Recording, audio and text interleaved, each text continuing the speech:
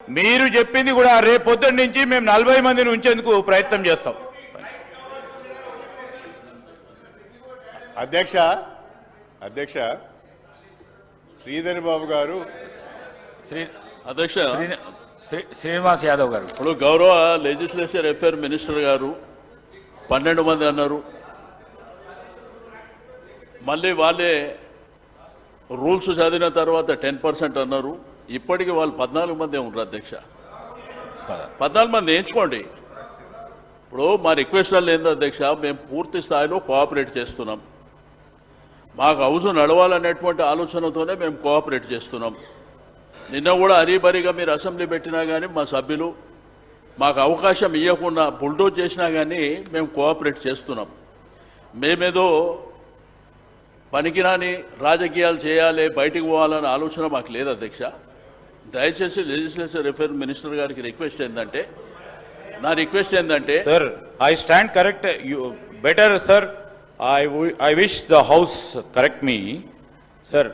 10% అంటే ఎంతమంది వస్తారు సార్? 12 మెంబర్స్ వస్తారు 117కి. 117కి 12 మెంబర్స్ వస్తారు sir. But still we were 18 members. 119కి సార్ 119కి సార్ 119కి 12 మెంబర్సే వస్తారు. హరీష్ రావు గారికి తెలిసినా కానీ కావాలని వారు బుల్డోజ్ చేస్తూ ఉంటారు. జనరల్లీ వారు చేసేది. ఆ ప్రశాంత్ రెడ్డి గారిని అడగండి, వారు కూడా లెజిస్లేటివ్ మంత్రిగా ఉన్నారు. 12 మంది శాసనసభ్యులే కోరము. వారికి తెలిసి కూడా పక్కన ఉన్న హరీష్ రావు గారికి పూర్తి స్థాయిలో తెలుసు బుల్డోజ్ చేయాలని బుల్డోజ్ చేస్తూ ఉంటారు.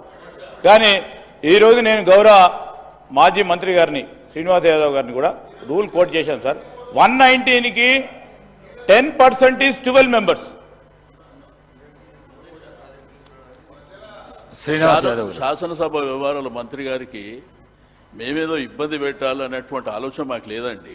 దయచేసి ఏంటంటే ఒక్కసారి కోరం లేదనేటువంటి ఆలోచనతోని మేము చెప్పినప్పుడు ఏంటంటే నెక్స్ట్ అయినా కానీ అటెన్షన్ ఉంటుంది.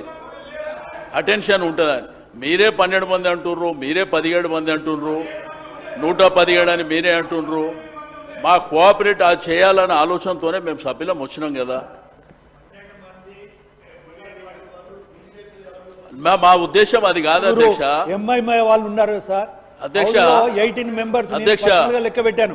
18 మెంబర్స్ ఉన్న తర్వాత కూడా కావాలని చెప్పి ప్రజలకు తప్పుడు సమాచారం పోయే విధంగా అంత అనుభవం ఉన్న వాళ్ళు హరీష్ రావు ఉండే వాళ్ళు కూడా మాట్లాడడం అనేది చాలా బాధాకరమైన విషయం సార్. ఒక్క నిమిషం గౌరవ సభ్యులకు. మా ఉద్దేశం అబాస్పాలు చేయాలనే ఆలోచన ఉంటే మేము ఎందుకు వస్తాం అధ్యక్ష? మీరు మా ఉద్దేశం అది కాదు.